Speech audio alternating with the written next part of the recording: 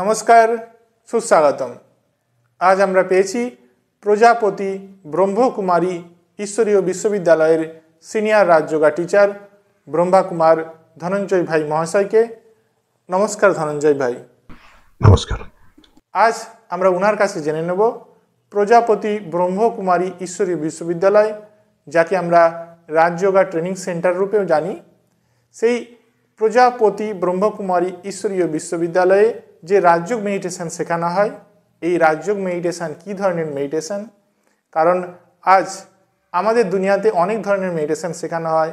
কোনো কোনো ক্ষেত্রে ক্যান্ডেল যে হয়, ক্যান্ডেলের শিখাতে মন বুদ্ধি স্থির করা হয়। কোনো কোনো ক্ষেত্রে কোনো গুরুর যে বিগ্রহ বা মূর্তি, সেই বিগ্রহ বা মূর্তিতে আমরা মন বুদ্ধিকে স্থির করি, ভাবি যে গুরু আমাদেরকে ঈশ্বরের কাছে পৌঁছে দেবেন। কোনো কোনো ক্ষেত্রে কোনো সেন্টার বা কোনো পয়েন্টে মন বুদ্ধিকে স্থির করার চেষ্টা করি।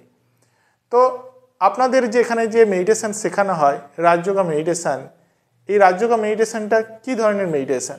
আচ্ছা, সর্বপ্রথমে বলি যে এই প্রতিষ্ঠানের নাম, এই নামটা প্রজাপতি নয়।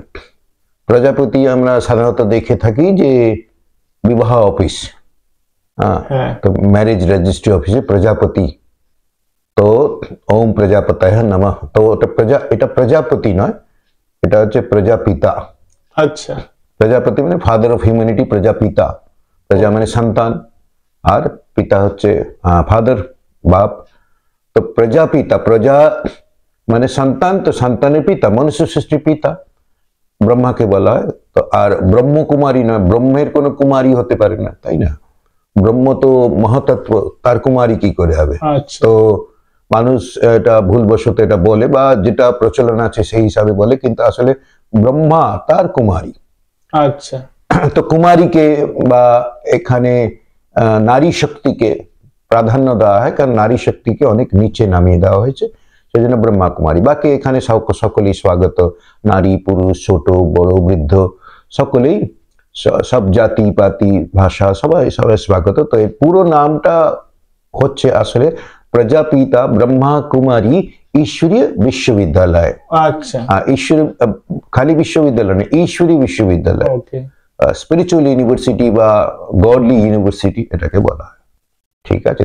আর তারপরে যে আপনার প্রশ্ন, সেটা হচ্ছে যে এখানে কোনো বিগ্রহকে বা মূর্তিকে, নিজের গুরুদেবের বা কোনো ঠাকুরের মূর্তিকে সামনে রেখে ধ্যান করা, মেডিটেশন করা, আর যেটা হচ্ছে কোনো প্রদীপ জ্বালিয়ে, মোমবাতি জ্বালিয়ে তার শিখার দিকে কনসেন্ট্রেট করা, একাগ্র করা, মনকে চেষ্টা করা, আর হচ্ছে কোনো সার্কেল রেখে তার মাঝখানে যে বিন্দু আছে সেখানে একাগ্র করার প্রচেষ্টা।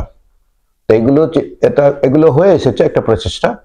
কিন্তু যখন ঈশ্বর স্বয়ং পরম শিক্ষক হিসাবে আসেন, এসে তিনি যে মেডিটেশন শেখান তাকে বলে সহজ রাজযোগ মেডিটেশন।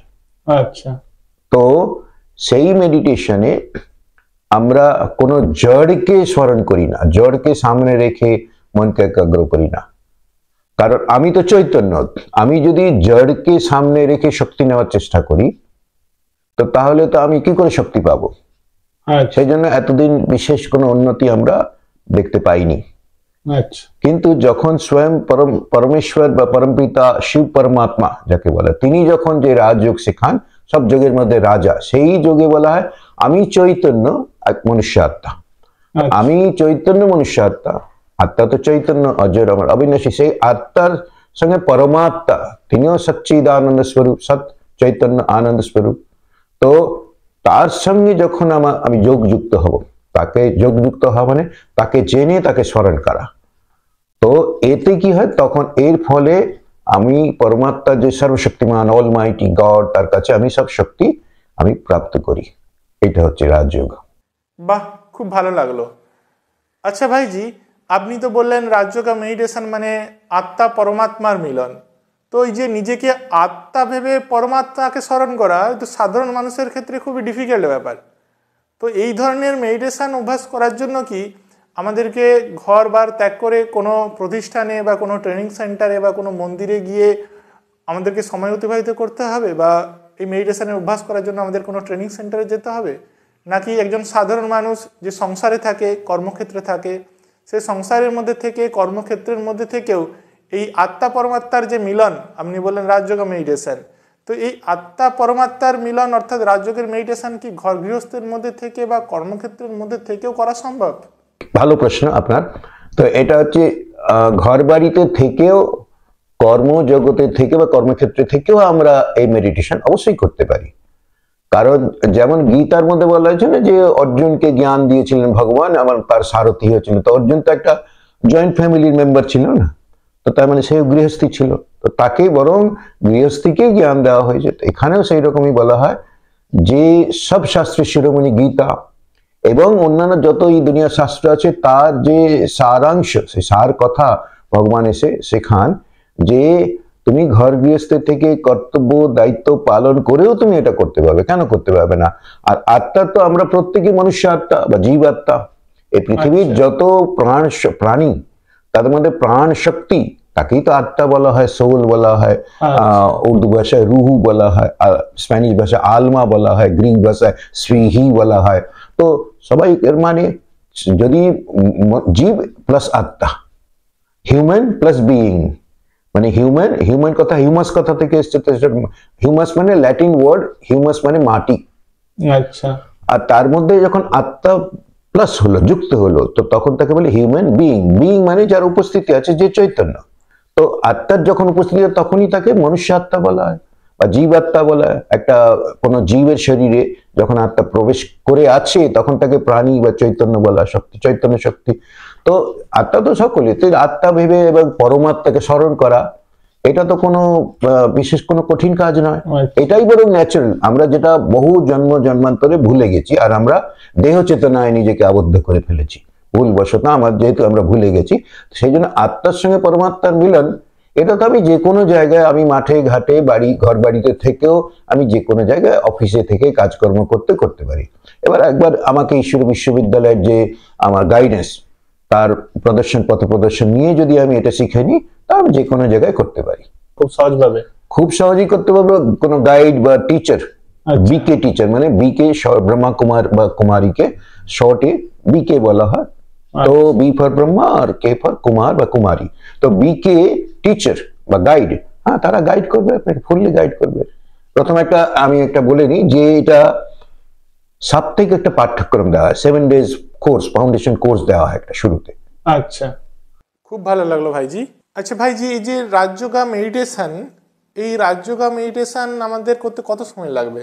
বা এই যে ট্রেনিং দিচ্ছেন আপনারা, রাজযোগা ট্রেনিং দিচ্ছেন, তো এই ট্রেনিংয়ের জন্য কত সময় লাগবে এবং এটা আমাদের প্রতিদিন কত সময় করে অভ্যাস করতে হবে?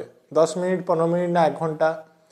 এবং এই যে রাজযোগা মেডিটেশন, এই রাজযোগা মেডিটেশন কোন সময় করা উচিত? সারাদিনের সকাল, যেটাকে আমরা ব্রহ্ম মুহূর্ত বলি বা যেটাকে আমরা অমৃতবেলা বলে থাকি, সেই সময় করা উচিত, না সারাদিনের আমরা যে কোনো সময় করতে পারি, না রাত্রিবেলা ঘুমোতে যাওয়ার সময় করা উচিত?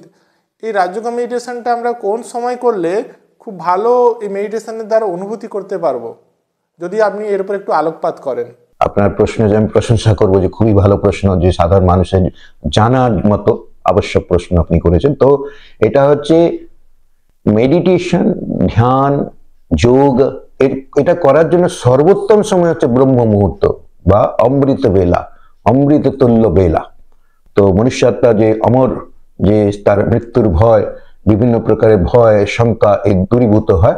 তো অমৃত বেলা যেটা হচ্ছে সূর্যোদয়ের আগে, নর্মালি এটা রাত 2টো থেকে 5টার ভিতরে, 5টার পরে ব্রহ্ম মুহূর্ত বা অমৃতবেলা থাকে না, ওটা হচ্ছে বেস্ট টাইম, সর্বোত্তম সময়।